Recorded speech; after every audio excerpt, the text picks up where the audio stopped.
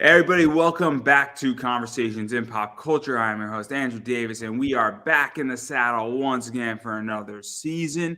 And I have with me comic creator and game board designer Chris Brown, who's been on, I think, 4 or 5 times at this point. So obviously, you got a lot going on.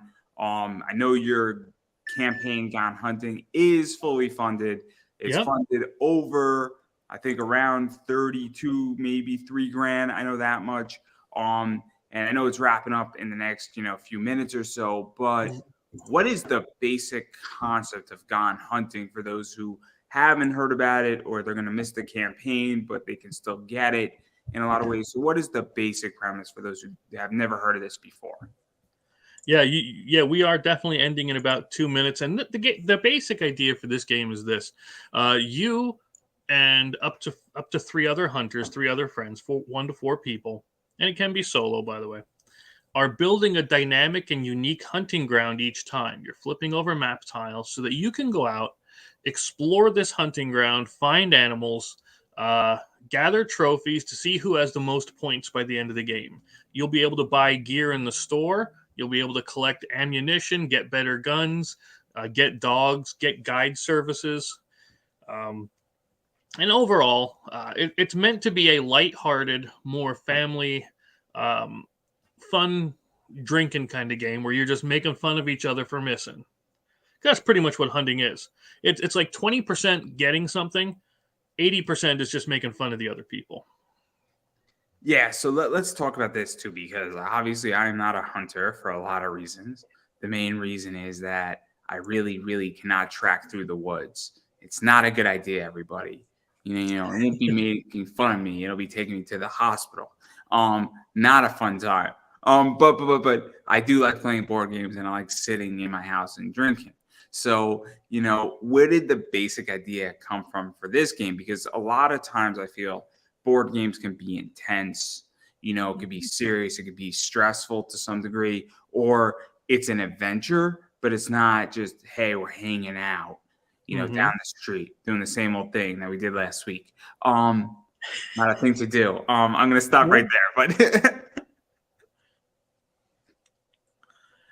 But yeah, believe it or not, it really did come from the old adventure games, where if you knew Mage Knight, and similar style of games where you're going out and you're exploring, right?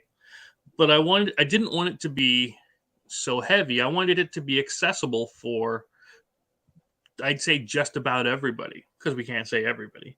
Um, and I designed this so that it relies on not a ton of reading. There's symbols for everything, so that you can instantly look at a card or look at a map tile and say, "Oh, that's what it means."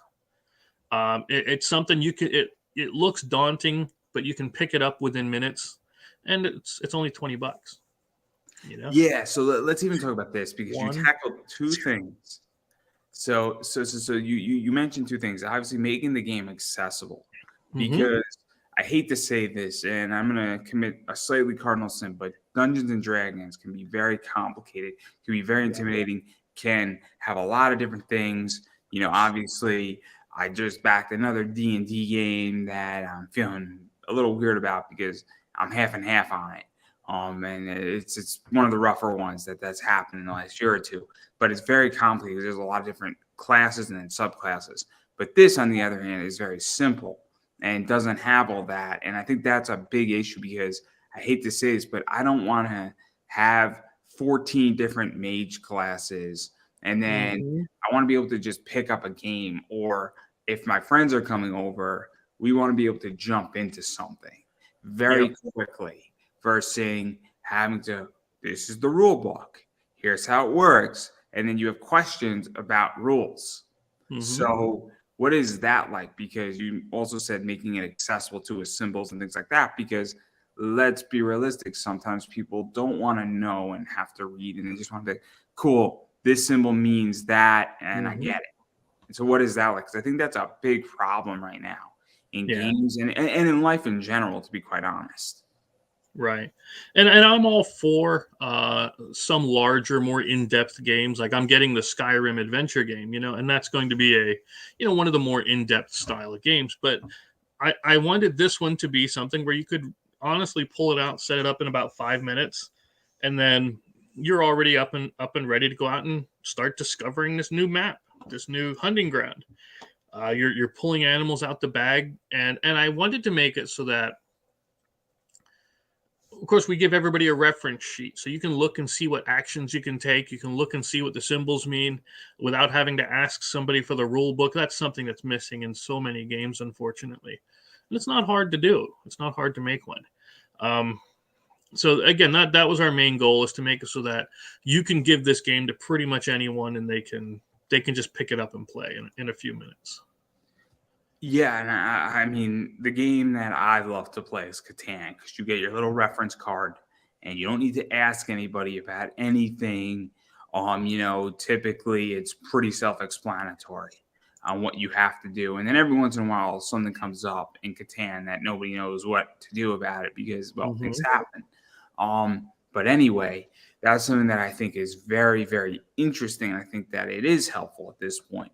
And then even going further into this and going into a slightly more controversial topic on it, obviously we have a class of individuals who have issues with hunting. And so obviously there are hunters in society, there are outdoors people in society, there are outdoors men, for lack of a better word here, or women for that matter. We don't discriminate on this show.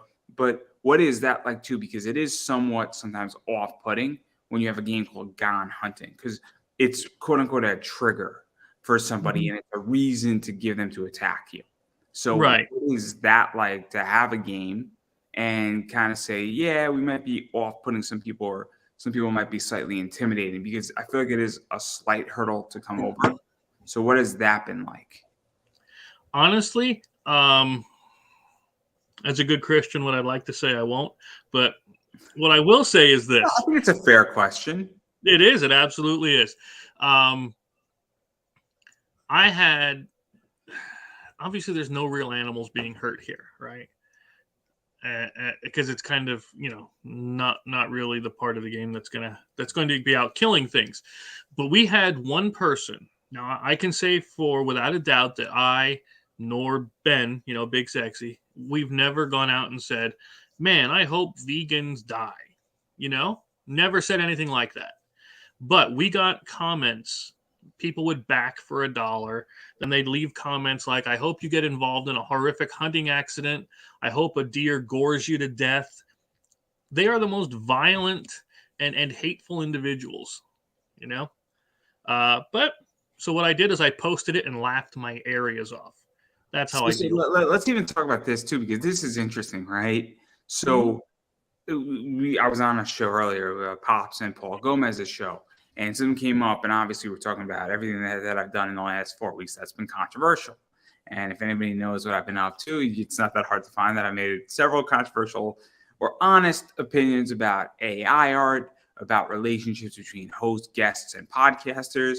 Also, I'm dealing with a very controversial issue on Friday, and I have strong opinions on things. And we're speaking about that, and one of the things that came up is relationships between a guest and a podcast. And it's a fair point, and the reason why I'm bringing it up is that what is the relationship supposed to be between a backer and a campaign runner?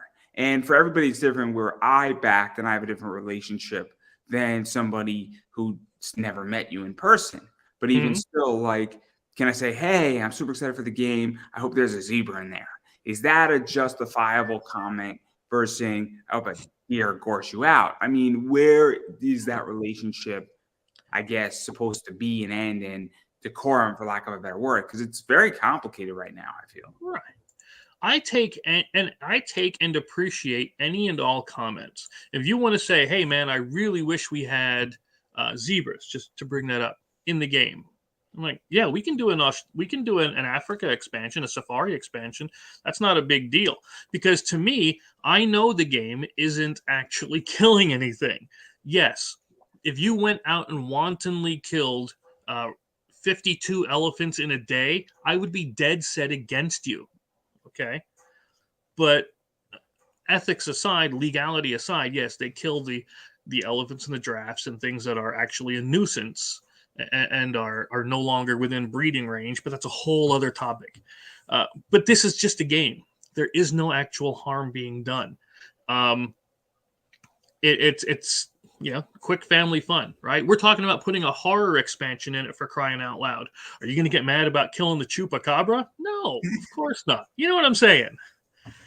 Because I just find it to be such a weird thing where It is. people just seem to think that, cool, I backed you for $1. I now can tell you to burn in hell. Like, to me, and believe me, I mean, people, when I ran my thing in my Kickstarter, they attacked me for no good reason and they didn't even back. I would have been happily if they threw me $5 and did it. It's like, next time I'm going to do that, I'm going to say, you could do $5 and you could criticize me all you want. Yeah.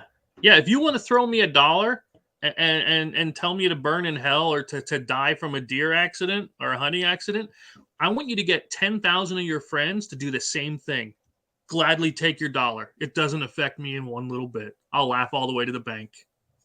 So I just find it a weird thing, but I also find that you actually have done something very interesting where you've had a lot of positive comments as well, and a lot Absolutely. of questions. And I think that's something that is really interesting too, because I've seen it gone both ways on Kickstarter, where I've seen campaigns that have had no comments and have raised, $20,000. And then I've seen campaigns raised 1,500 and have legitimately 90. And there was a few, and I'm not going to mention names, but I think it's rather public, where somebody was wondering, hey, when is this game going to come out? I want to get it as a gift. Oh, when are you thinking? Because let's be realistic here. People want to get gifts for people. And so what is that like? Because you're building an audience, and it seems that it's not a very large audience at the moment, but the audience is very engaged. And it's a very good trait I think a lot of people can take from and really pick up from you. So what is that like? To be honest, this is the way I started it. Okay. I started back in 2012, 2013 doing this whole game thing, right? I've been doing it for a while. And there was an incident where money was stolen and a lot of faith was lost. It took me so long to build that back up because what I believe in is you're not just a backer. You're not just somebody who's handing me money. You're now a friend, you're family, you're somebody we're going to talk to. And I'm not the kind of guy that's going to say, hey, thanks for the money and leave, right? Like you mentioned, somebody said they wanted to back the game for somebody's birthday. Well, their birthday's in February, but the game's not going to launch. The game is in print now. I literally just got the white sample tonight.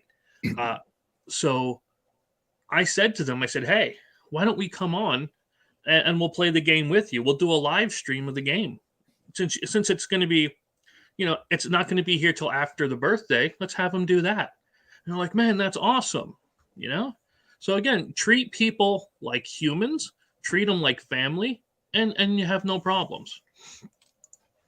Yeah, let's even talk about that too, because I obviously saw that post, and the reason why I'm bringing this up is that I think people have to understand. And obviously, I'm having Dustin Burnell come on, and I don't think he's going to mind me telling this story where he sells a metal comic for a certain amount, but it was the last day of a con. Somebody only had so much money, and he took a good chunk off of the metal. But he treated the person. He said, "Man, I don't have to carry this home. It's the last comic I have in my whole thing. And if I sell them for $30 when I usually sell them for 60, I might make and have a fan for life."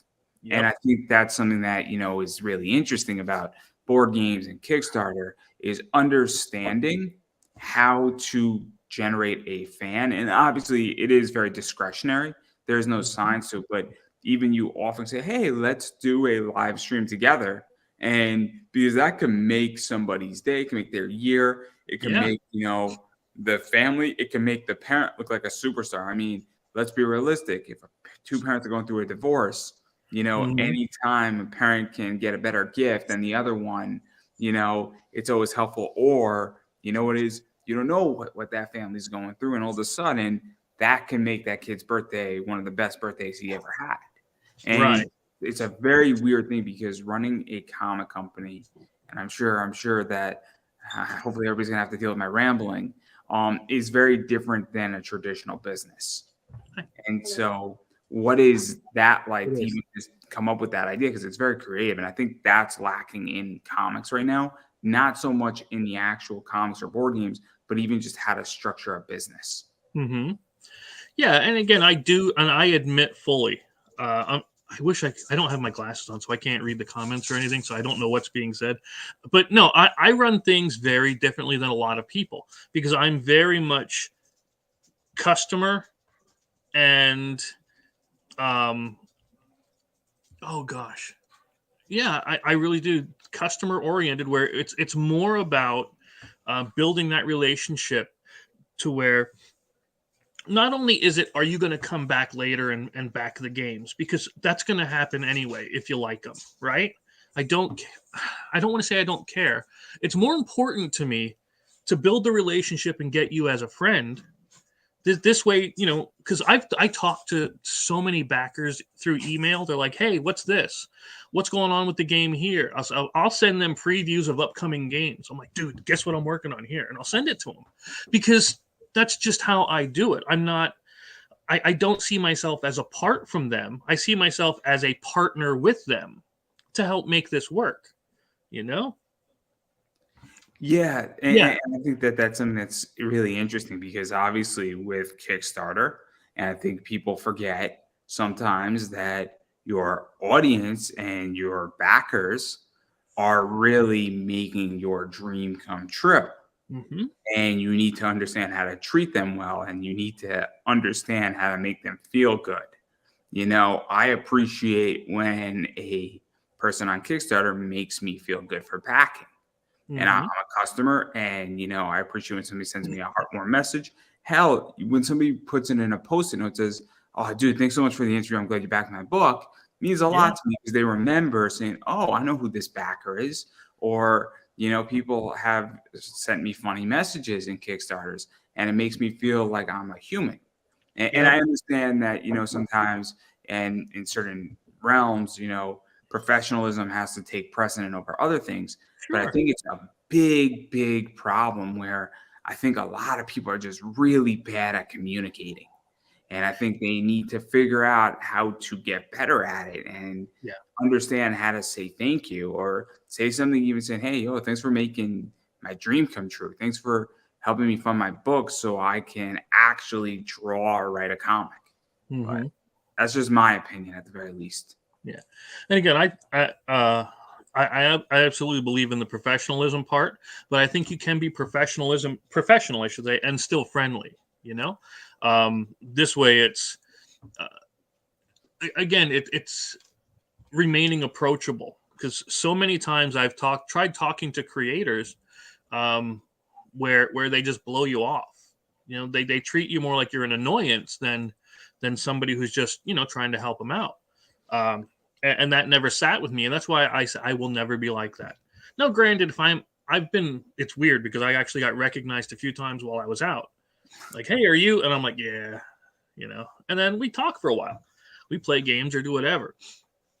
But yeah, I try my best to be as genuine, because this is just how I am. You know, I want to. I like meeting the people, and I like hanging out with them.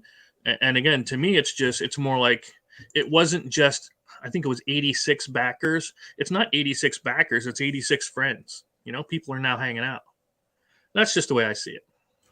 No, I think it's very interesting, and I think that there's a lot of approaches, and I mean I have a very different opinion than other people in the entire Kickstarter world in a lot of ways, and I think that I think that we're in for a rough economy. I think things Yeah. are very complicated right now going into 2023. I think you can go either way. I really do. But nobody knows for sure, and I think relationships are really going to matter moving Yeah. forward for the next 12 months. Yeah. And I think a lot of people have forgotten, you know, hey, ask somebody how their day is. I mean, my birthday was yesterday, and a Hmm. bunch of people who I haven't spoken to in 3 years, like, hey, man, happy birthday. And so obviously this weekend, I've had a very, very crazy week, very busy week, very top loaded week.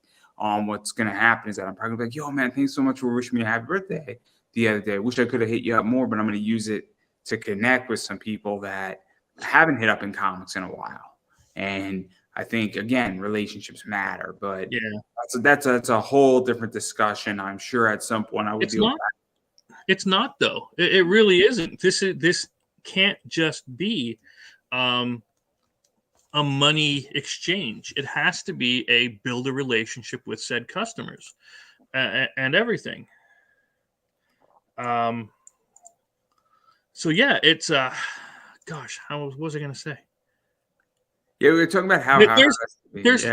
there's so many out there that are, and again, I won't call them out by name, but I've been waiting for some comic books and things for over a year, and meanwhile they've put out and they've backed and completed 2 or 3 other projects without completing the first one. So it is about creating that relationship, knowing that they can trust you to do this, because now what it looks like to me is you needed these funds to pay for the first project, and it looks kind of shady, but I don't know. It is what it is, I guess. But yeah. Oh, did you like the metal cards? Oh I yeah, the milk cards are specifically fun. ordered them just for you from Fairy, and yeah, I'm like, I got a bunch of them yet, so yeah, I thought you'd like them. I love them. I love them, and I might be doing a metal card set myself, but Nice. I'm not interested in selling them. I'm just gonna send them to everybody's on my show, and it's gonna be like, oh, this is super cool. Oh, it's gonna be fun. It's gonna be fun. I mean, I might actually do something really cool, but I can't talk about it yet because I haven't pitched it yet. But I digress. Did different thing, and some people will be angry with me because they're gonna be pissed they didn't think of it. But you could copy me. You could copy me, everybody. After I do it, I'll lead the way. How does that sound? Is it going to Um, be an AI generated card? no. I'm gonna draw an A and then an I on the Just an card. A And and send it to people. And then up on the little top, I'm gonna put pro. If that's not a great idea to send to people, I mean, if you're an artist and you really hate AI art, you have to find that to be funny. You have yeah. to. Drawn really badly, might I add. Oh yeah. Yeah. but getting back into the game a little bit. So it is $20, Yeah. and so And what's it will be. what's the deal with that? Because it's a pretty substantial game for $20, and there's a lot of moving pieces with it. And what is that like? Because obviously, there's a lot of value in the position of this game. It's not Mhm. that expensive. It's not going to break your bank. It's not the ultimate Slaughterville edition, which No. is huge. I mean, there's two things. There's price, and then there's also space. Because let's be realistic. At this point, I don't know how you feel. I don't want stuff, Mhm. or the stuff I want is minimal, and I want to pick the stuff I want. And so this is a relatively small game. So what is that like to put a lot in it, have a lot of value, but also not break somebody's bank? Yeah, and here was our initial thoughts, and we did try to fund this first one time before, and it failed. Right, which again, I have no. We're going to talk about that too, but continue. Yeah, I have no problem with failing a Kickstarter. It's so, like Edison said, right? I didn't fail. I learned one way not to do it. Right. That's completely a great motto. So what we did was we took a look at our demographic. We're looking at hunters. We're looking at casual gamers, people that generally don't play. Right. What are they used to? Well, they're used to off-the-shelf Walmart style games, and they're usually around $20. So what we had to do is we had to look at Gone Hunting realistically and structure it in a way that still kept the soul of the game. And believe me, that is highly important to me, so that it still feels like you're. I swear to God, that is one of the most often touted comments with this game. It feels like you're going hunting. It feels like you're actually going out and exploring and hunting these things. And of course, again, no actual animals are harmed during the making or execution of this game.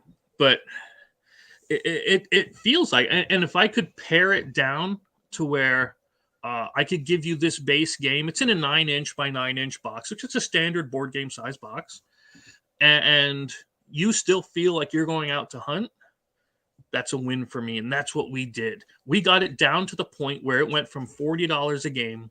We got it down to 20 so that the people could, and we're not making a ton on this. So We let's talk about this because this is so interesting, right? So there's a lot to unpack. Yes. I love data, right? I love data. I'm a traditional investor. I'm an alternative investor. I run a business that is based on data, and it's based on past performance as well as speculation. And a lot of it is somewhat scientific, as well as I've been doing it forever that I just get a gut feeling. Yep. So what is that like to say, okay, our demographic wants X and they want that Walmart off the shelf, 20, 25 bucks. We also understand that we saw a bunch of people backing us and we have their demographics too, because you get data from Kickstarter. We have other data from Facebook. We have other data from our past performances as well. And an idea of how many people are going to just back this because it's me and it's my brand on Kickstarter, such as Slaughterville, and how many are we going to convert? And then figuring out that number, because this is my biggest pet peeve is Kickstarter or Indiegogo too has a data component to it. And I don't get why more people don't use it. To me, it seems, and this is just me as a consumer saying I could be completely wrong. So if I am, I'm just going to apologize ahead of time. But it seems that every time somebody starts a second, third issue, they forget that data is there. And then they go and take a bunch of spec bets on covers and a variety of other things. And so I'm really curious what that was like, because it seems that you approached it in a very logical, economic way that more people should do, but they don't. Yeah, I'll admit my degrees in business as well as computer programming have trained me to be logical, rely on spreadsheets and data and facts and figures. Yes, I come across as a high-tech redneck, but it's what I do. And I did the research, and I understand that a lot of the people from the Slaughterville campaigns are backing that because they love horror, right? So they're not so much into the hunting aspect, but some of them back because, again, they trust that I know how to make a game that even if the theme is off for them, it's going to be fun. It's going to be something that they'll enjoy. But I asked a bunch of the backers, and I said, what made you choose Gone Hunting? And a lot of it was the new price point, bringing it down to something that was more recognizable to what they're used to seeing in the stores. We are going to talk about the other games that I'm making. That's coming out soon too. We'll get that near the end. So let's even dive into the price point too, because this is one of the things that is very interesting about Kickstarter and Indiegogo. And I understand that Indie Comics does not have the same volume to break down a price point. And exactly. In our first interview this season, we spoke about that, where if Marvel's printing 30,000 copies, they're going to get a massively different price point than you and me printing 1,000. Just statistically, it's a little known fact. So one of the things, though, is that when you get down to if somebody can get down to a $5 price point, that is a hell of a lot more recognizable.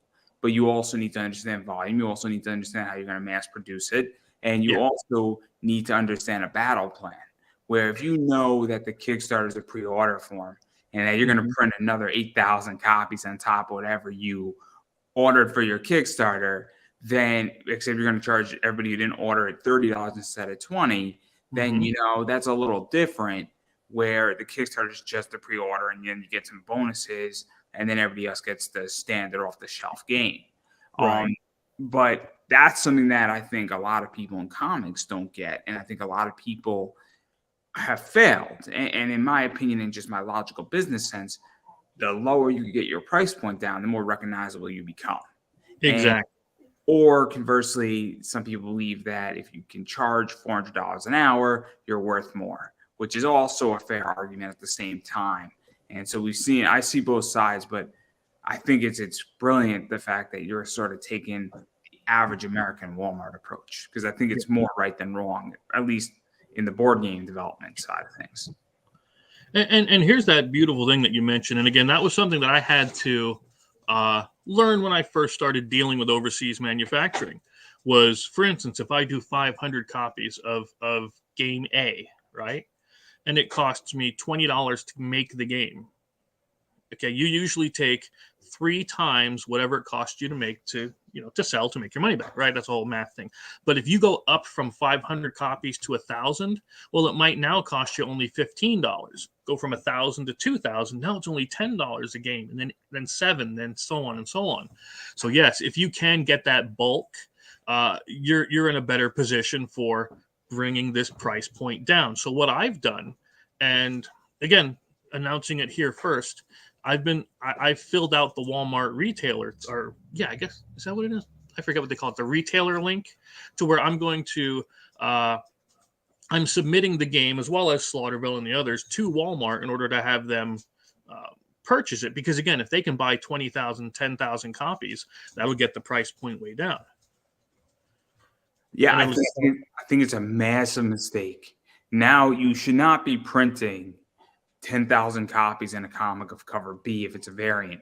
But if you know you're going to be running 6 issues over the next, 18 to 24 months for your cover A, you should print, 3,000 copies of cover A right off the bat. Yeah, this way you get that discount. And I understand it's going to suck to store it. Believe me, I get it.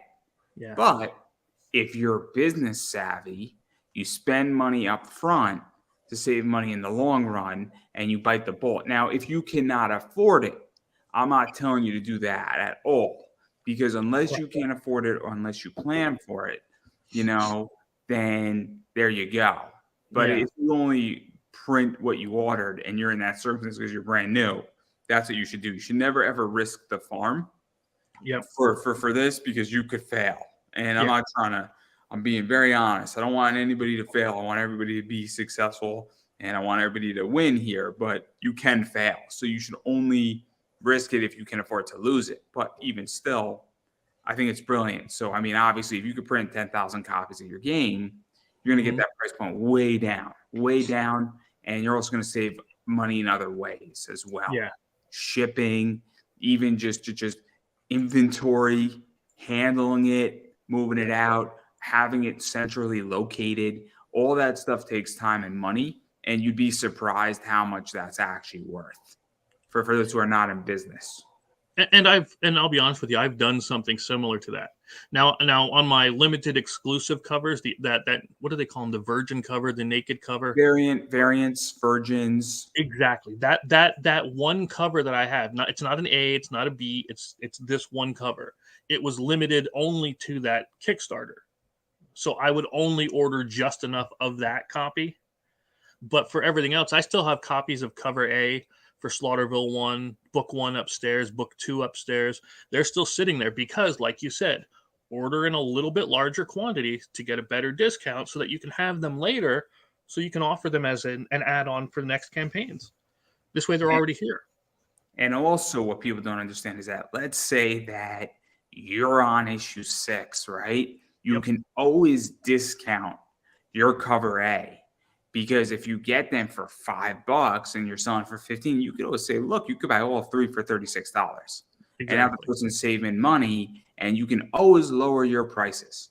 It's a little trick on eBay. I always start high, because somebody can always offer me something and I'm willing to move slightly off. I know exactly how much each item I buy costs and the unit cost, and I know exactly where I need to be to make money. So I think it's a big problem in the entire realm of just business savviness, for lack of a better word. But I digress. No. Like with this one, I was able to buy, I think I have a few hundred extra copies of this game sitting around, because I can now use this as an add-on later, keep it at that cheaper price for everybody, so I don't have to rate, because I've known some people, like, you'll get it at a cheap price during the Kickstarter, but we're raising the price later. Sorry, no. We'll give this to you at the same price as the other things, you just don't get all the exclusives. Yeah, and then obviously, I mean, we kind of touched upon it too, but you did sort of, I don't want to say fail, but the first Kickstarter didn't work out. Yeah. With this. And so what is that like? Because this is a big fear. This is one of the reasons why I didn't run a Kickstarter for a very long time, is the idea that I was going to fail, But I also went in with my campaign saying, look, I'm just going to gather a bunch of data. Yep. And what's the worst that's going to happen is that I don't fund cool, you know? And if somebody says, well, I knew you were going to fail, Andrew, I'll be like, well, at least I tried something, you Yeah. know? And, Yeah. and I don't see you trying. So Mhm. maybe, you should go try it. And maybe you'll be the one who breaks the entire wrong for us and makes it happen. So what was that like though? Because it is a very complicated thing when you're launching a Kickstarter, you're building it out, you put time and effort into it, Mhm. and now it's clearly obvious that it's not going to work. It's not that you're at 5,000 on day 3 and you got Mhm. 27 days left and you're only moving by $200 every day. What Yeah. was that like in figuring out, cool, I need to pull the plug, move on to the next thing, and then refigure this thing out and see where it went wrong? Because Mhm. that's a tricky decision to make. Right. Now you have the current Slaughterville stuff, right? I think so. Okay, could you please share the thing I just put up? Sure. This was my literal original, the very first Slaughterville campaign. Okay. And it obviously failed horribly. This was, again, the failure at first was something that I took to heart, right? Because, oh my God, I worked so hard on this and it didn't work. You know, it took me a little while before I understood this isn't anything. I have to go back and look at this and see why it went wrong. So when I went and I looked through and I'm like, oh my God, look at this giant wall of text here. People don't want to see this wall of text. They want to see the graphics. They want to see the what the game is. So I learned from that. And then, of course, the art was fine until you get to this was the main entrance, right? These were the villain cards. You can look at this and say, holy crap, that art looks like junk. And it did. Okay. And it took me a while to get out of my own head to say, sometimes you got to throw things out in order to make things better. And that's what I had to do. And yeah, so you can see how bad this art is on this game. That was the original. I mean, very, very day one from way back. Yeah, 2015. And that process of failing actually made everything better because it allowed me to understand where things were going wrong and look at things from a more business and artistic perspective.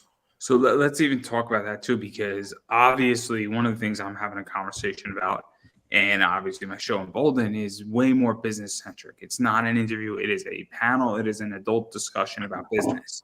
I Mm-hmm. mean, when we were talking about AI art, it was not. That conversation was rooted in a lot of different things. It was rooted in a lot of business decisions, building things out, even testing things, even using things. And there's a lot of things surrounding that topic. And then this Friday, we're talking about the bankruptcies that just occurred with Frankie's Comics and Aftershock with Mm-hmm. somebody. Those are two business decisions and two business conversations with comics and pop culture as the main theme surrounding them. Obviously, it's a complicated issue, both those things. And then we get to that, we're talking about bad actors and Kickstarter and how to deal with them. And so these are all business conversations, all adult conversations. And I think this is something that is really interesting where, I mean, look, I just sort of messed up and made a boo-boo at my job. Guess what? I'm never, ever going to make that mistake again. Mm-hmm. And so sometimes in life, we need to fail or mess Yep. up in order to do better. I Yep. mean, if you're married, but I'm sure you've had plenty of things where you were out and you tried to speak to a girl and it didn't come out well, and you failed at it, and then the next time you say, "Cool, I'm not going to try that approach again," Yeah. or and then you find a new approach, and then you keep testing, and then you're like, "Man, that one worked. Let me try that again." And so I'm using that because I think it's something that everybody can relate to. So what is that like? Because I think it's a big thing, and I think that failing is good sometimes. Mm-hmm. And I think Yeah. it's a mistake that people are terrified of. Yes, it absolutely is, and I get it. In fact, Ben, when we were doing this campaign, he was like all down and despondent about it. I'm like, dude, just relax. It's fine. Everything's going to be fine. Worst comes to worst, you start it again. You know what I mean? If you're afraid of failure, you'll never try anything. So you can't be afraid that it's not going to work out. If it doesn't work, find out why it didn't work. Like you said, gather all the data and then come back at it stronger and smarter. That's really the best thing you can do for any of this. Yeah, no, I think it's something that is very interesting. And I think also other people can learn from when a campaign also doesn't do what it needs to do, Mm-hmm. and either is canceled or it doesn't meet its goal. You have to look at saying, hey, what happened? Where was this campaign? Why didn't this person get funded? Where were they? Were they paying attention? Is it a common problem? Is it a concept problem? Is it that I didn't get it? Because there's plenty of campaigns. I'm like, I didn't get it. I don't get this book. I don't understand the concept. I don't understand what a person's trying to do. Or was there too much text? Was there's not enough text? And so there you go. And so obviously I pay attention a lot because at some point I'm going to launch a project and it's comic related. And I have a pretty good idea that there's going to be a paragraph of text. There's going to be a lot of cool images, a lot of cool stuff. And I'm also going to pick my words appropriately. Yeah. And I'm going to make sure that my words facilitate a response. That's a good way to put it. Because I want to invoke emotion. But I digress. Right there. But obviously, I do want to dive into the rewards too. We spoke about it. There are no zebras. I'm very distraught.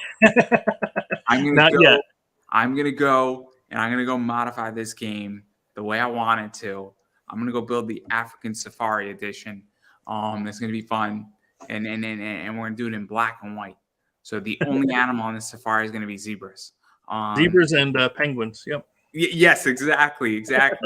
The penguin is coming. It's going to be wonderful. It's going to be absolutely wonderful. I'm going to go to like a dollar store and the animals will be made in Vietnam. I just want to make that crystal clear. It's the international safari version. Oh, it's going to be great. It's going to be amazing. It's going to be the best thing ever. I'm going to film the entire thing. It's going to be like a solo hunt. It's going to be great. And then don't worry. I'll film it and I'll make sure that my tag is Wookiee. Oh, it's going to be so good, everybody. It's going to be so good. But anyway, I digress right there. You have a bunch of interesting rewards on this, but your rewards are simple. And you have a print and play, meaning a person can just print out the game components. And because you really actually don't need animals, you don't really need a pawn, or a bunch of people have a bunch of this stuff, or you can go buy your own animals, technically. Yeah, if you wanted to get one of those little, what do they call them, those buckets from the store, and use them as proxies for like miniatures almost, you could do that. But I mean, it comes with all of the images of the animal tiles. It comes with all the cards. It comes with everything except dice and pawns. It has the tokens with it, so you just have to print them out. Is all. Print them out and cut them out.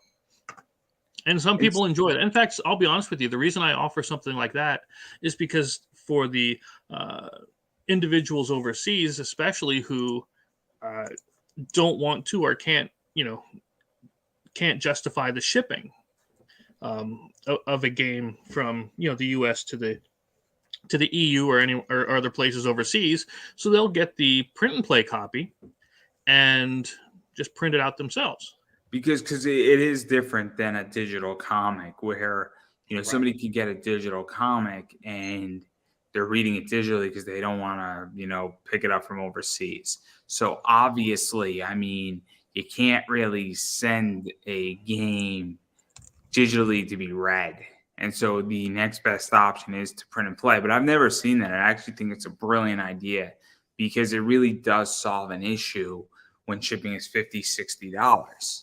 And the game is $20. It's not like the Ultimate Slaughterville edition, which is $140, but you have everything you need in that game.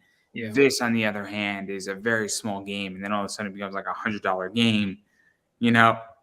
It's a hard justification, I feel, for certain countries. Sure. And then obviously there's also the Gone Hunting PA edition, the physical copy of the game, which is the Yep. $20, which is everything you're going to need. Mhm. And so that's just the basics. And Yep. then the retail pledge, if you're a store and you want 6 Absolutely. copies at $75, you're getting a pretty big discount Mhm. with stretch goals. So some of the Yep. stretch We goals are love our retailers. and so what is that like too? Because this is a big thing, and I'm now getting into the retail market on the Kickstarter side of things and Indiegogo. And my biggest pet peeve is when people are selling me a book at a price that I can't make a dime on. And I'm like, I want your book. I'm willing to take a spec bet on it, and I'm willing to hold on to it for 2 years, have a rough time selling it. Mhm. But you have to sell to me at a price where I can make maybe 30% on it because I need room to wiggle. So what is that like, finding that sweet spot? Because I think it's a big mistake in comics Yeah. is creators don't understand that the person you're selling to is not a customer, is not a backer. They're Right. they're a reseller, they're a store, they have a store, or they know that they can distribute it for you essentially. So what Right. is that like to kind of put it at a good price point? Not to ramble on. No, no, and that is the justification for doing the retailer pledge is you know that one, they have to make their money. Two, it's now getting many copies of the game in front of more eyes. So it's a marketing aspect of it as well.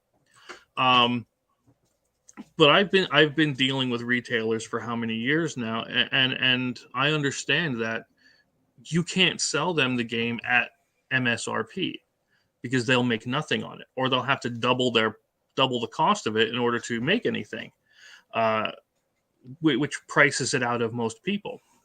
So it's a standard practice for retail sales to give them a steeper discount. Plus, it helps the campaign. If they buy a bunch of copies, it helps everybody out in general just by doing that. Yeah, no, I think it's very important, and I think that it's a big problem where I think a lot of people just don't understand that it's expensive to Hmm. carry a project that doesn't have a track record. And even if it does have a track record, it's complicated. Yep. And, I've backed retail pledges and I've sold some of it and I still have some of it from 2.5 years later. And I don't mind holding on to it. It wasn't huge amounts of money. I mean, I backed some that was $45 for 15 copies of a book. It's not the worst thing in the world. I back things where I got like 9 copies of a book and they're good copies of a book and I like it, but it's going to take a while for it to sell. I understand that. I'm okay with that. But Hmm. the unit cost and the risk versus the reward is perfectly fine. Hmm. So I'm very, very satisfied. But again, it was $30 for 9 books. It was $45 for 15 books. If it's Hmm. $60 for 3 books or it's $60 for 5 books, my unit cost is really, really high and it's hard to sell. But $75, knowing for 6 games, knowing I can sell them at maybe 20, $25 a pop, there's room for me to make money.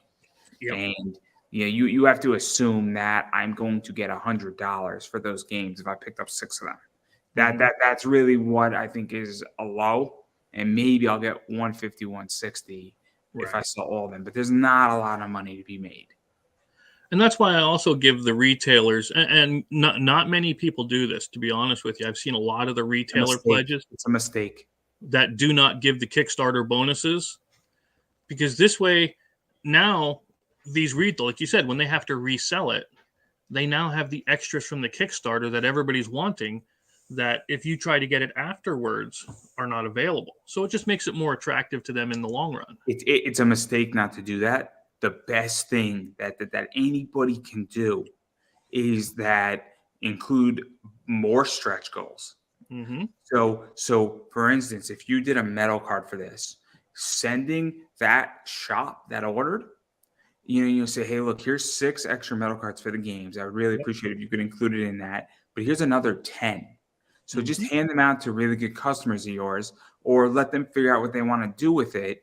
Because all of a sudden, now they'll just include it in somebody's, bag when they buy another game. They're like, oh, what's this? And it goes a long way. Goes a Hmm. long way. And you'd be surprised. It's the same thing by sending them a gigantic post. Say, hey, do you mind hanging it up in your store for a while? And the shop like, yeah, we don't mind. It's kind of cool. Thank you so much for sending this, because it goes a long way. Yep. And I think that's a big mistake. Like, this is what I try to explain to people. Say, look, if you have a retail pledge, I have an eBay store. I move a lot of books. Just print out 50 flyers and include it in the package, and I'll include your thing into every single one of my packages for free. But I'm like, now I might, if I ever run another campaign, I might put that as a tier, saying, look, I'll put 50 flyers into my eBay business's store. Every package that goes out, and those people are buying comics. So there you go. It's a pretty good, thing, and I might charge $20 for that. It's a no-brainer, and that's what I think people miss. But I digress. Again, I'm giving way too much stuff for free here. This is business class 101. This is called creativity. Is what it really is how to get creative, because you're running a very different business when you're doing a Kickstarter, and retention matters. Yeah. And anytime you can reach a new audience at pennies on the dollar is how you should do it. And it's a big problem in comics. But again, this is what this new Friday show is all about. But I do want to talk about some of the other things also. There's one more reward that I actually love too, and that's the custom card. Yes. The only thing that's allowed is inappropriate items, right? yeah. No, that's the only thing we don't allow, is something that's inappropriate. But yeah. But you could put, your business. You could put Mike's Car Wash is a perfectly acceptable thing. You could put, Joe's Deli. You could put, Global Gas Station if you wanted to. You could put whatever you want, and all of a sudden, I mean, hell, you could put an advertisement. You could get creative with it if you want. I have a cute little elf. If I wanted to do this and I wasn't broke, I could put my cute little elf that says Pop Anime Comics or Conversations in Pop Culture with a microphone on there. And now I don't know what the card would do. Right. But, perfect card right here. Guest on a podcast, miss around. Well, or even better than that. It would be, let's see, media event at the cabins. At the base camp, there's a media event. Everybody goes back there this round, but you gain dice and you gain something for going back, right? Because I want to make sure it's a give when somebody backs like that. I want to see that their thing is positive. Like you mentioned, I want mine to take away. That's what I want. Evil. No. All jokes aside, but you get the idea. I mean, I could throw in a crazier idea for somebody if they really wanted to. You could put a QR code in it if you really wanted to. Yeah. And all of a sudden now you could have a fun card with cool art on it, and you could have a QR code, and boom, somebody scans it and they're brought to your business. And if you're an online store, it's a no-brainer. It's a no-brainer. And that's what I don't get, is that it's a brilliant concept.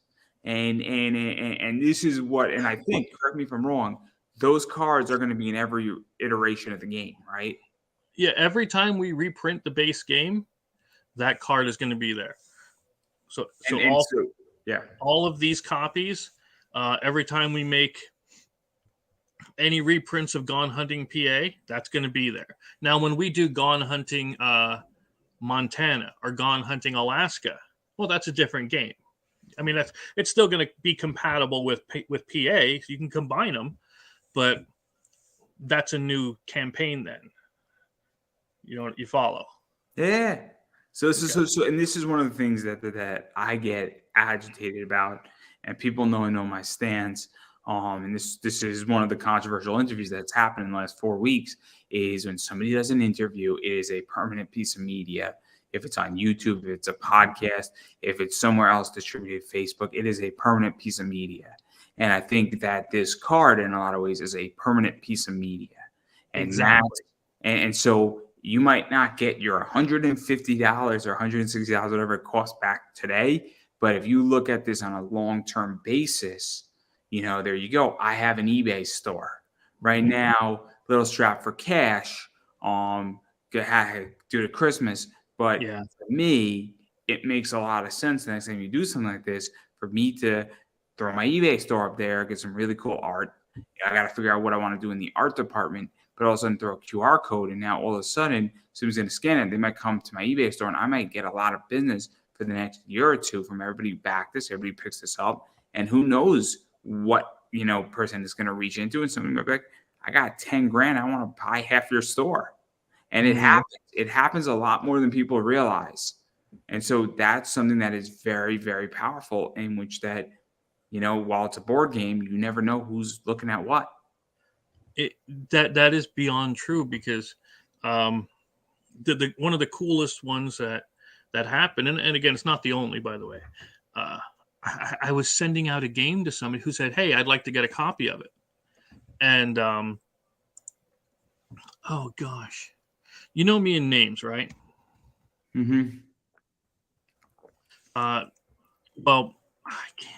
What in the heck was this guy's name? No, I don't know why. I had it in my head literally right before I started this somebody story. I know? It's the head of Bethesda, the one that made Fallout, Skyrim. Yeah. I don't know the name either, but yeah, but he bought Slaughterville. He bought a couple of my games from me, and we talked back and forth. So I mean, now this guy would have everybody's info right there with him. You know what I mean? Todd Howard, that was his name. God, I can't believe I didn't think. And you never know who's going to be interested in the games or interested in the books, just because it's a topic or a theme they find interesting. So it's very interesting. It's very interesting. Yeah. Who knows who? Treat everybody with respect is what I'm saying. Yeah, and you'd be surprised, and then you never know what's going to happen. And again, if you're thinking ahead, I'll throw something out there. If you know you're going to be launching a Kickstarter campaign, right? And one of the things that you're going to be launching in 3 weeks, all of a sudden or better yet, I don't know, in your game's what, hitting April? Yeah, it should be in April. Yep. So if you know you're hitting a campaign in April, you might want to have a Kickstarter card with that QR code. And now all of a sudden, people are about to get this game. And now your campaign's running for 45 days, and they open it up, they see the QR code, and boom, you have something there. And then guess what? Maybe, and I don't know how deep you can go, but everybody who picked up that game and backs your campaign gets an additional thing. And you can get very, very, very creative with this. And you can become, and now they get a bonus gift because it's a cross promotion within a cross promotion, which is an awesome concept. And then that card becomes somewhat cool and becomes a memory. And now you don't think that person's not going to remember it. Of course they are. And there you go. So you know what is, it's just, this allows for a lot of opportunity. I think it's brilliant. That is one thing, I'll be honest with you, I would love to see Kickstarter do, just like what you mentioned. Now, Indiegogo does it with their secret tiers, right? Where you can offer a hidden tier that is only for a select, like, patrons or former or prior backers, that kind of a thing. Unfortunately, Kickstarter doesn't allow that I'm aware of. But you can do it with Backer Kit. You can send a, like you said, QR code and say, hey, when we launch the Backer Kit, enter this, take this code, and you'll get a special item, you get special cards, you'll get a discount on shipping, you'll get something. That is something that would be a good thing to do. Yeah, no, I think again, I think people have to get creative, and I think that this stuff has to evolve. I think, obviously, with to get even more controversial, with the way that there's 9 now campaign crowdfunding sites out there at the moment. And let's be realistic, 9 is probably 5 too many. And if we're going to be really honest about this discussion, it's 5, maybe even 6 too many. So this is what needs to happen, is that there's not enough, there's enough projects, but I'm not going to have 9 different accounts for 9 different crowdfunding sites. And I'm not going to use 9 of them. I use Kickstarter and Indiegogo. To get me to Super Crowdfunder, you have to have one hell of a project. And you have to have the project of the year. It's nothing against those projects. It's just that I don't want to migrate over. Right. And that's something I heard a lot. I don't want to go to Indiegogo because I'm already on Kickstarter, or vice versa. I don't want to go to one because I'm already on the other. Why don't you bring it to me? And so, I mean, look, we live in an age where Amazon is 2-day shipping. Mm-hmm. I can get everything I want and then some things that I didn't know I needed until I bought them and saw them. I'm like, I need to have it in 2 Mm-hmm. days. I can get legitly Target delivered to my door in 45 minutes to 50 minutes, and I could get it delivered cheaper than what it would cost me to drive to Target and back. Yeah. So we are in an era of bring it to me, but what I think is that you just said something where having those tiers and having a reason to come and giving me a reason to back, Mm-hmm. that's what I think needs to happen. We're in that era. And I think Yep. it's a really, really good point. And that's why I say there are probably 5 or 6 too many crowdfunder campaigns and sites out there that don't add anything new. They haven't developed a new thing for me. Right. The only thing that Kickstarter has that I appreciate is that they go into the blockchain. And as you can tell, I'm a big crypto guy now. So, No. but I'm not Kevin O'Leary crypto guy. I'm Michael Saylor. Because we're setting sail not to the moon, but simply to Mars. Oh, it's gonna be a fun one. I'm telling you, 20x guys, 20x. All the way. But anyway, I'm gonna get you and me both in trouble. Don't worry. We could change our names to the Bitcoin Bros. There you go. Yeah, exactly. It'd be great. But yeah, so even going further into that, obviously you have that. You also have a bunch of add-ons appear on the outdoors and indoors. That's going to be Yep. fun when I go on there. I Yep. promise I will be only half drunk. I want to say something so bad. Nothing bad, honestly. We haven't officially booked the person yet, but there is somebody that that I reached out to, and I said, hey, I didn't know you hunted. Would you want to come on? Because he was just posting his hunting pictures. And he's like, heck yeah, I'd love to come on. It's somebody you know. And it's somebody, yeah, it's pretty cool. I'm pretty psyched about it. Oh man, I'll tell you offline. Who do I know? Who do I know? It's I don't think it's DJ Croft. I don't think it's DJ. No. Is a hunter. God bless him. If he's a hunter, I'd gladly talk to him. I'm just saying. I love DJ. DJ is like such a nice guy. He seems like it. I like the Superman pick. He was pretty yeah. good. He's got a great one. This is the Superman pick. Everybody. It's great. He's got the perfect physique for it. But I'm sure you'll tell me. But now my head's spinning. I don't know who it is though. I might actually know who it is. Actually, you think? I'd say because when I tell you later, you'll be like, "What?" I'm like, "Yeah." Yeah, I have an idea who it is. But anyway. Yeah, checking the schedule and doing all that. But yeah, it's again, it's all about building that community, building the relationships, building the.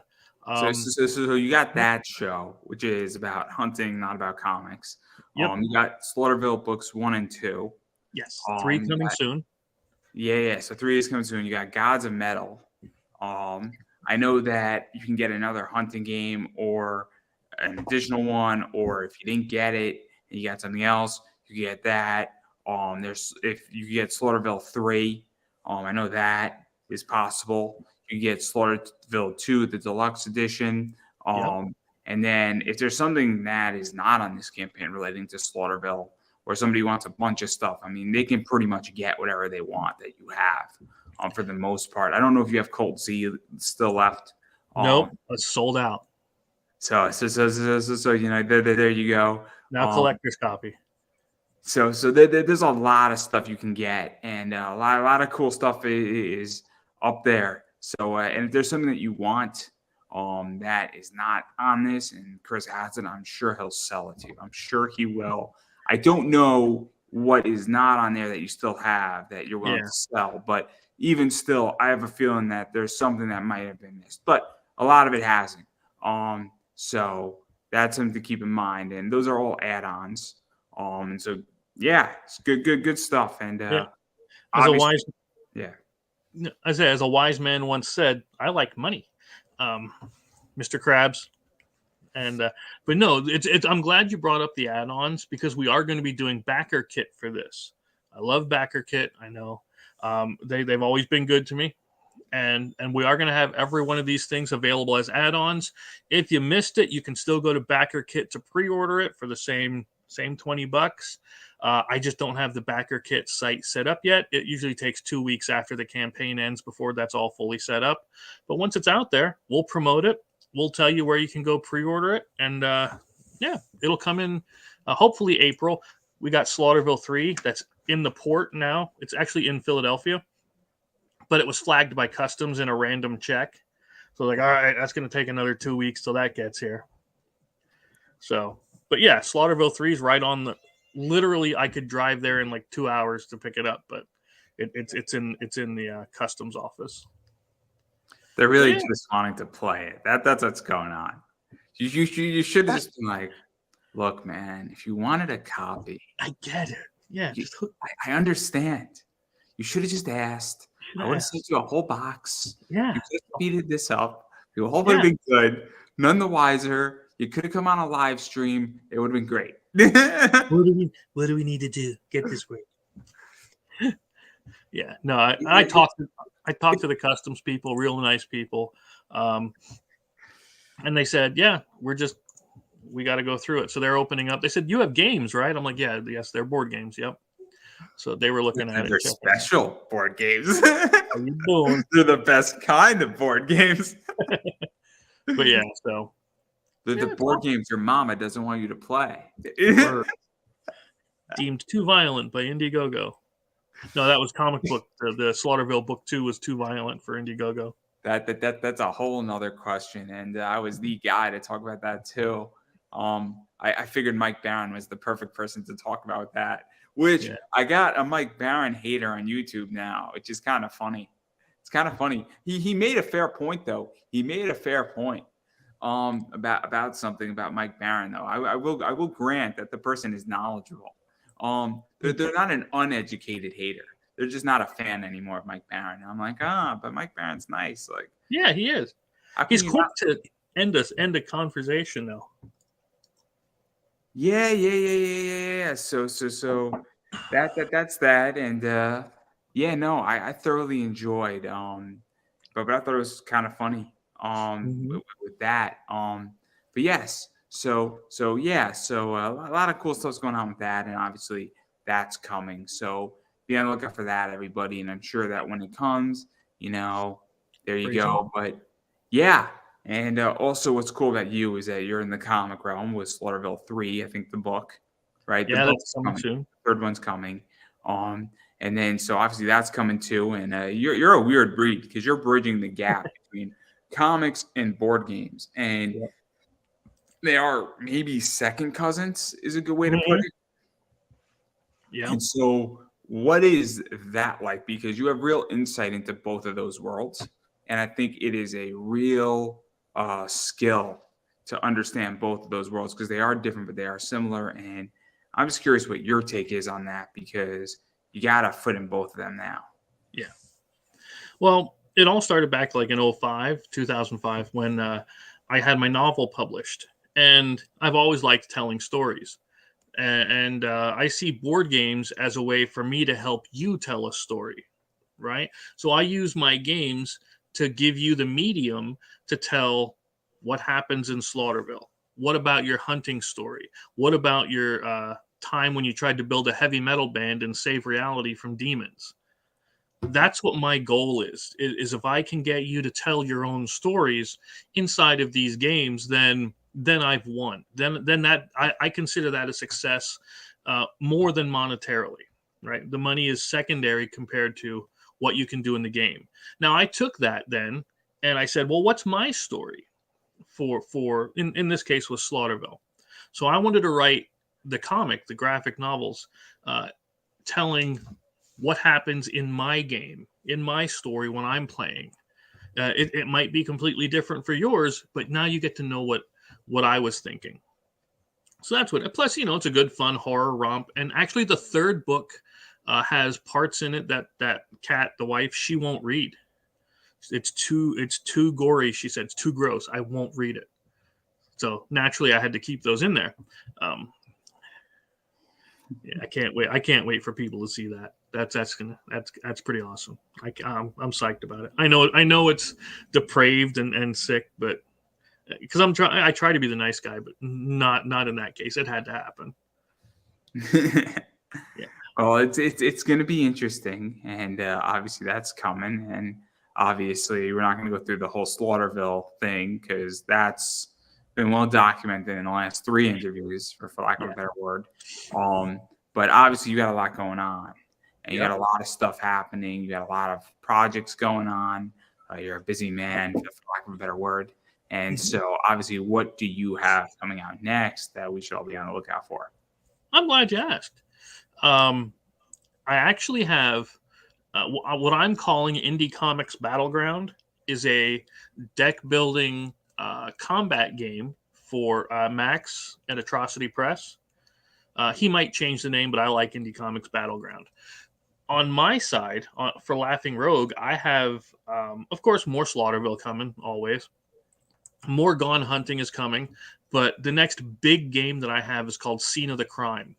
It starts. It's a 1920s, 19 noir era game where you are actually a detective going out finding evidence and asking and interrogating suspects while trying to figure out who committed whatever the crime was, and it is completely randomized, where if you find a tire iron in one section, it'll give you one part of the story. But if you find it in another part, maybe it has nothing to do with the story because it's supposed to be there. And it gives such replayability to this game. That's why it's taken me about 2.5 years so far to write this. It's going to be awesome. I can't wait for it. Well, I mean, that's going to be fun. That's going to be interesting. If you like being a detective, you like being in the noir kind of style, you're going to love this. Yeah, no, there's a lot of stuff, and it should be interesting. And obviously, I mean, it's what you're doing, and completely randomized games are always fun.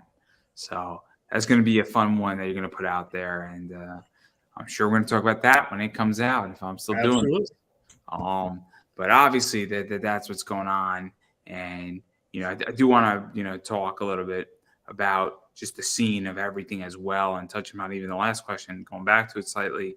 Obviously, I don't know if you've been to any cons recently, but the entire comic world and board game world has gotten, let's say, interesting in the last 3 years, let alone the last year. And I'm just curious what your take is on the whole market, because I've noticed a lot of changes just personally. I've noticed a lot of demeanors change. I've noticed a lot of things changed. A lot of stuff has happened in the industry. It's no secret that Aftershock has gone bankrupt. It's no secret that we are in very terminal times. Also, media collectively is interesting right now. The World Cup happened, which was cool. There's something positive there. Yeah, I guess. We're not all pessimistic individuals here. But all jokes aside, what do you feel, I guess, the state of pop culture is and comics and board games are? Because we're in a very weird time, and we've been in a weird time for the last 3 years, let alone the last year as well. Yeah. Unfortunately, with the rare exception, this is the new norm.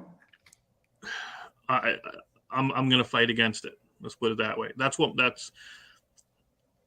I don't think people know how to tell a story anymore. Again, with the rare few exceptions, people are now more about self-inserts and putting out a message than they are about giving you a good story. I liked the Superman War World.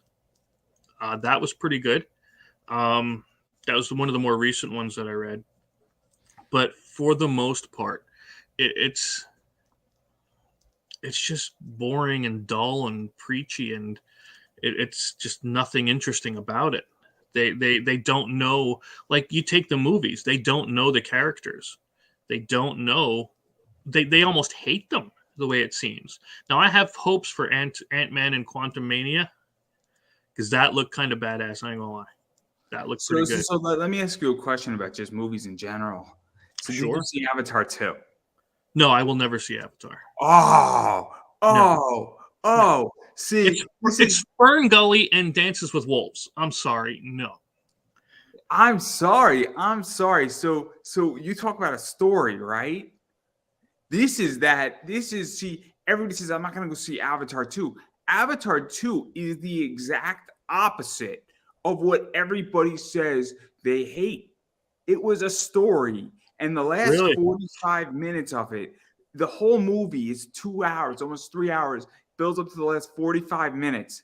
And you're like, man, me and my friend were like, dude, like we feel weird now. Like, what was this about? Like, there was some deep symbolism, and I'm like, you actually care about these characters, you care about what happened, you care about the end result. And I'm like, but Marvel legitly screws up their characters and they hate them, and this movie loved them, and everybody's saying Avatar 2 sucked.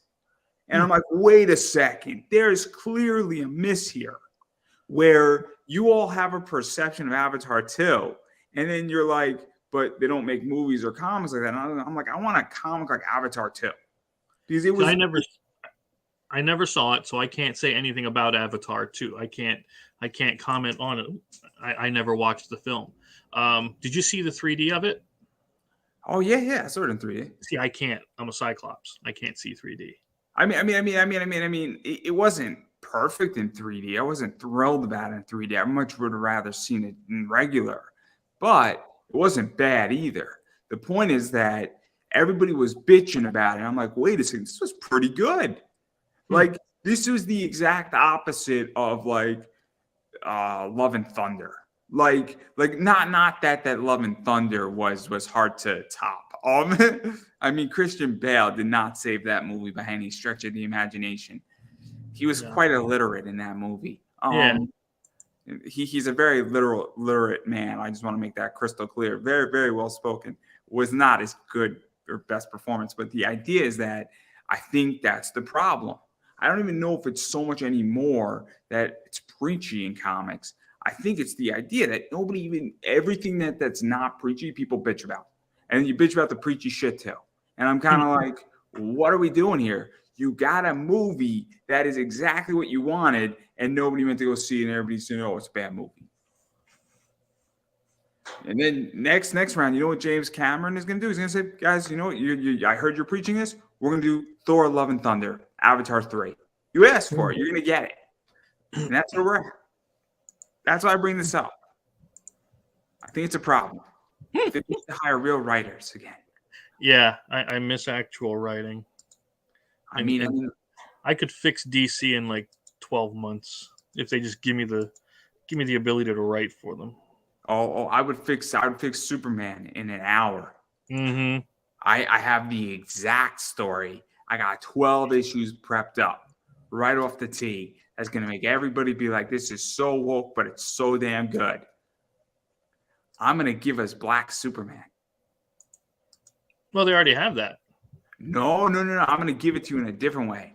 I'm going to make Superman the president of the United States. Yeah. They have President Superman. Yes. Action number 8, New 52. We're going to take that story and we're going to run with it all the way to the bank. Yeah. And I'm telling you, I'm going to make millions on it. Millions. I'm going to get that stock price trading up at $52 a share. Single-handedly. And then I'm going to bring back the Green Lantern Corps. Yeah, they ruined that. Don't even get me started on that. I want the Guardians back. And I want them to be what they were meant to be, Guardians. Yep. And then we're going to bring back the Teen Titans. And rule number 1, Tara's coming back alive. And kill her again. Because one death is not enough. But don't worry. We'll have Trigon kill her, and then we'll have Raven hook up with Beast Boy after they kill her dad. It'll be great. I got this whole thing planned out. I'm going to an event here with all this. It's called Election 2028.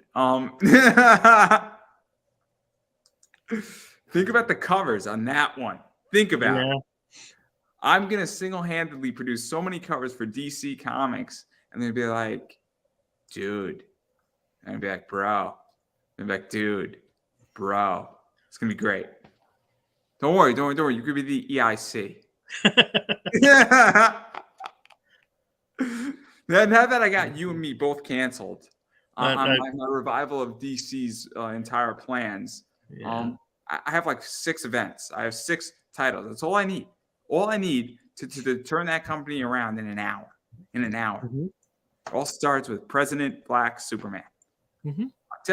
I'm telling you, he'll have a press conference, save the world, and be back in time to go have dinner with his kid. Mhm. Now, that is a true leader right there.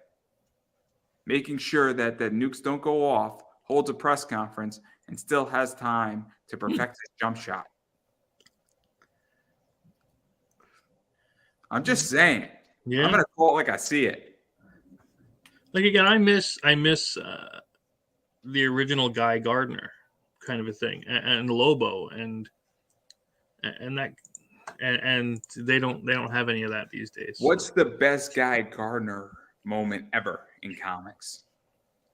Well, it sure as hell wasn't when they turned him into friggin' ice cubes. That's for sure. I don't remember that. Oh yeah, they actually killed him by turning him into ice cubes. It's kind of cool though. Yeah. I mean, No. somebody needed a drink, and they needed it to be cold. So, Guy Gardner. Yeah. Guy shouldn't be a lead for any series. He is the epitome of one of the foils. Like he has to be. Like you have to have the straight man in Hal or John, and then you have to have Guy there pushing those boundaries and pushing the buttons. That's when he's at his best.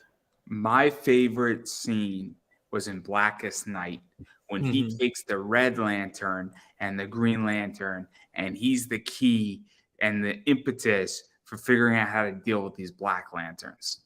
That was cool. And then you have him on Rage on one side, Will on the other, and you have a Guy Gardner who's like for 3 issues, like the center of the whole DC universe. And you're like, oh my gosh, this guy is a power-hungry person whose will is keeping him from going off the deep end, but his power is needed, and we don't want to save him because we need him. Yeah. Brilliant writing. Like Ultimate Warrior kind of style here going on. Unbelievably writing because you feel that, we're getting our asses kicked, and this is probably going to kill him, but we're all going to be dead if he doesn't do his job.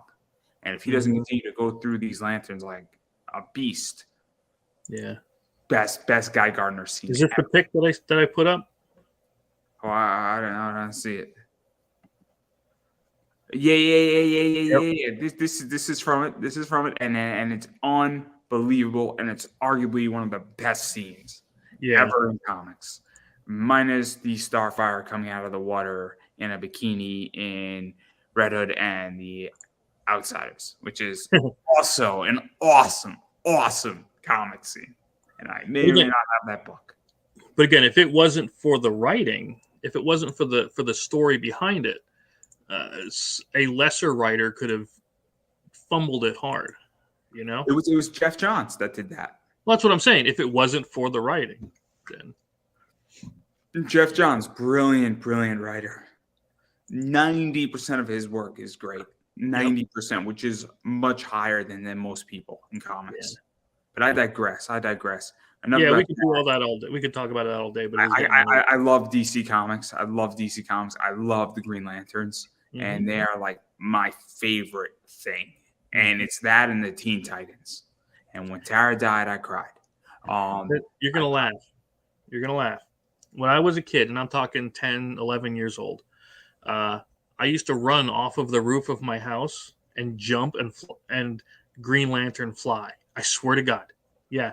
My dad would come out yelling and screaming, "Why are you running on the roof?" Meanwhile, I'm jumping out off of the roof of my house to Green Lantern fly. Then we do a tuck barrel roll on the bottom. Yeah. He was always Hal Jordan was my favorite for a while. Hal Jordan's good. John Stewart's good. Kyle Rayner, not so well. But I do like the Jessica Cruz. I like. Yeah. I have a funny story about Green Lantern. So I bought the Aquaman Blu-ray from Target So you got the Jessica Cruz Lego minifig, and then the movie was okay, Yeah. but the minifig was awesome.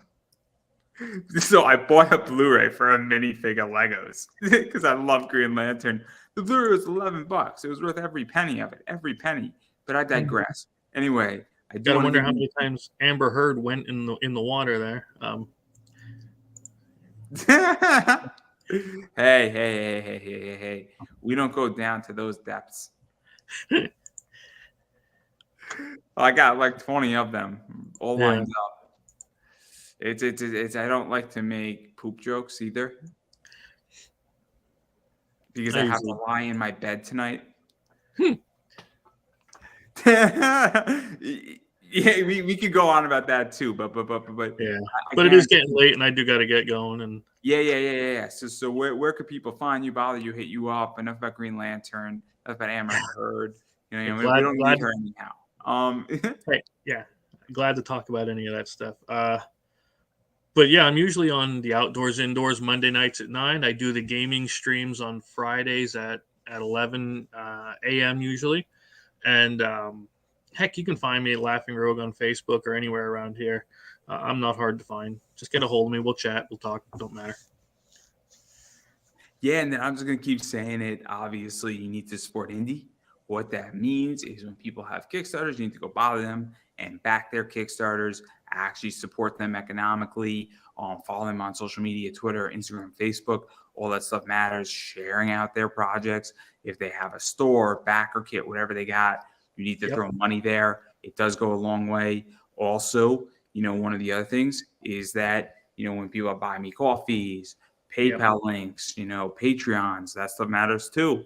It goes a long way. And, when they have projects or they have skills, use them and support them. Means a big deal because you can go to anybody, but obviously if you want to support people and you like what they do, throw them in your business. It means something. Furthermore, about me really quickly, obviously, I like when people subscribe to this show and watch it and check out my Facebook page, my personal page. It's Pop Anime Comics on Facebook. Twitter is Pop Anime Comics. Instagram is Pop Anime Comics. YouTube is Pop Anime Comics. So please check that out. And also anywhere else where your shows are and you want to see it, you can check it out there. I'm all over the place. I do appreciate that. I appreciate shares. I also have Buy Me a Coffee. And it's not necessary for anybody to buy me a coffee, but if you want to support independent media, it does make a huge difference. And one of the things that I like to say is that I'm independent media, and if you want to see independent media continue, you have to support it.